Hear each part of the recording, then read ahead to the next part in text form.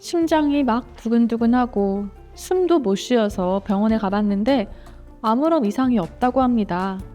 이런 경우 불안장애일 수도 있습니다.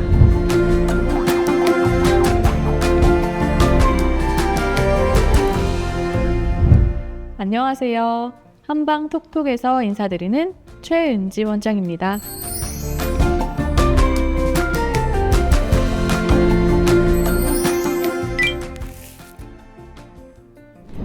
불안장애는 아주 흔합니다.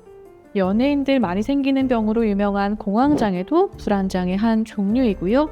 고소공포증 같은 특정 공포증, 또 무대공포증, 발표 불안으로 알고 있는 사회공포증, 사회불안장애라고도 하는데요. 이것도 불안장애의 한 종류이고, 또 매사 걱정이 많고 늘 불안하고 긴장하고 있는 범불안장애도 불안장애의 종류들입니다. 아주 광범위하고 또 흔합니다. 많은 불안장애는 심리적인 증상뿐만 아니라 신체적인 증상이 있어요. 왜냐하면 모든 감정은 원래 그 감정에 따라오는 신체 반응이 있거든요. 화가 나면 얼굴이 울그락불그락해지고, 우울하면 힘이 빠지고 기운이 없죠. 불안하면 두근두근하거나 머리가 쭈뼛 선다든지 식은땀이 난다든지 하는 신체 반응이 보통 따라옵니다.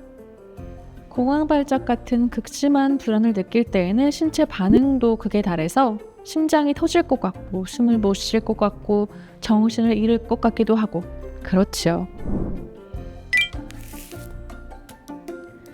여기서부터 조금 어려운 이야기인데요. 불안 또는 긴장은 자율신경이라는 신경 기능과 밀접하게 연관되어 있습니다. 자율신경은 크게 교감신경과 부교감신경계 두 가지로 이루어져 있는데요.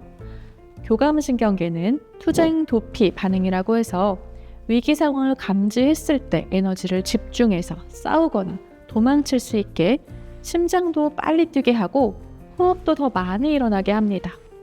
반대로 부교감신경계는 위기가 아닌 상황에서 다시 신경을 진정시키고 소화를 시키는 역할을 합니다. 보통 불안할 때는 교감신경이 항진된 신체 반응이 나타납니다. 불안장애나 우울증과 같은 질환은 어느 정도는 타고난 것에 영향이 있고 어느 정도는 환경이나 관리에 영향이 있습니다. 당뇨 가족력이 있으신 분들이 당뇨를 잘 생기고 하듯이요. 그런데 또 관리를 잘 하시면 건강하게 지내실 수 있는 것과 비슷합니다.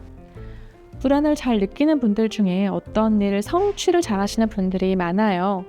왜냐하면 완성했는데 결과물의 오점이 너무 잘 보이고 그런 게 눈에 잘 띄는 겁니다. 마치 미각이 예민한 분들이 아주 조금의 차이도 잘 캐치하고 정확한 맛을 낼 수 있는 것과 같아요. 그런데 이런 분들은 또 기준이 높으니까 맛이 없다고 느낄 때가 많죠. 저처럼 미각이 둔한 사람은 또 아무거나 맛있게 잘 먹는단 말이에요. 그러니까 이 예민도의 차이는 좋고 나쁜 거라기보다는 그냥 키가 크고 작고 한 것처럼 장단점이 있고 어떻게 사용하는지의 차이입니다. 타인의 감정이나 상황에 대한 예민도가 큰 분들도 있어요. 이런 분들은 주로 사회불안장애 쪽으로 가는 경우가 많은데요. 누가 화난 것 같다 이런 게 캐치가 너무 잘 되는 거예요. 그래서 표면적으로는 아무 문제를 일으키지 않고 잘 지내는 경우도 많아요. 그런데 속으로는 걱정을 많이 하죠. 혹시 내가 뭘 실수했나? 나에 대해서 뭐 기분 나쁜 게 있었나 하면서요. 불안해하지 말아야지 한다고 그게 잘 되진 않습니다. 원래 감정이라는 게 그래요. 그런데 신체의 반응은 우리가 조금 조절을 할 수 있습니다. 그럼으로써 감정도 조금은 조절을 할 수가 있고요. 평소에 긴장도가 큰 분들은 몸을 이완시키는 연습을 자꾸 하시는 것도 좋아요.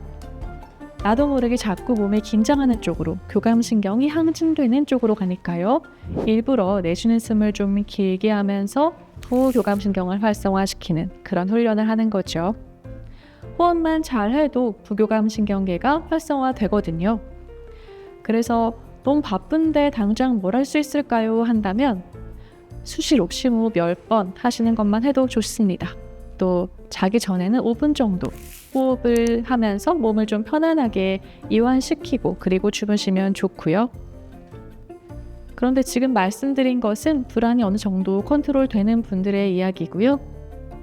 불안이 너무 심하면 사실 이렇게 해서 조절되지가 않습니다. 그런 분들은 저와 같은 전문가의 도움을 받으시는 게 좋습니다.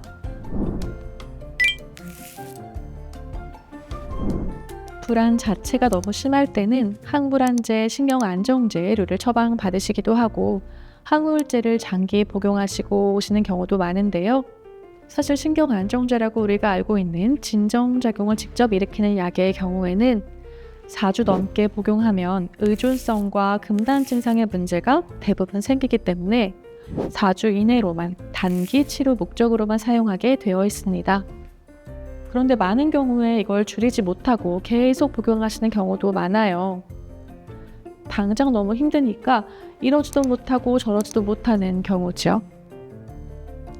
한의학적으로는 약과 침으로 긴장 이완 반응을 조절하는 자율신경 기능을 회복하는 치료를 합니다.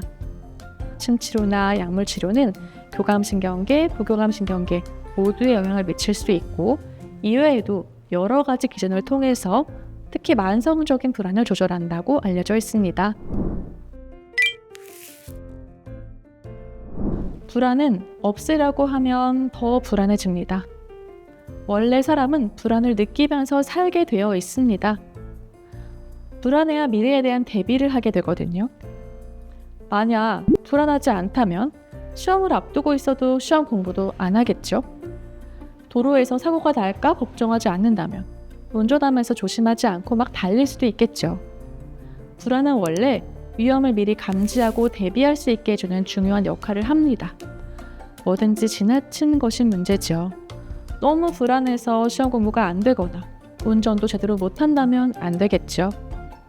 불안은 다 나쁜 거라고 생각하지 말고 잘 조절하면서 같이 사는 겁니다. 다만 불안하고 걱정되는 것들을 잘 분석해보는 거는 필요합니다. 내가 지금 뭐가 불안한가 한번 써보시고요. 그 중에 해결할 수 있는 것은 무엇인가, 뭘 할 수 있는가에 초점을 맞춰보는 거예요. 그 중에서는 내가 뭘 해서 해결하지 못하는 것들도 있습니다. 그런 것은 어쩔 수 없다, 받아들이자 해야 합니다.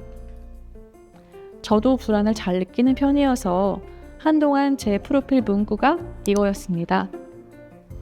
주여, 우리에게 우리가 바꿀 수 있는 것을 바꿀 수 있는 용기와 바꿀 수 없는 것을 평온하게 받아들이는 은혜, 그리고 이 둘을 분별하는 지혜를 허락하소서. 그럼 불안하지만 그럭저럭 살만한 우리 인생 모두 잘 즐기시기를 응원하겠습니다. 감사합니다.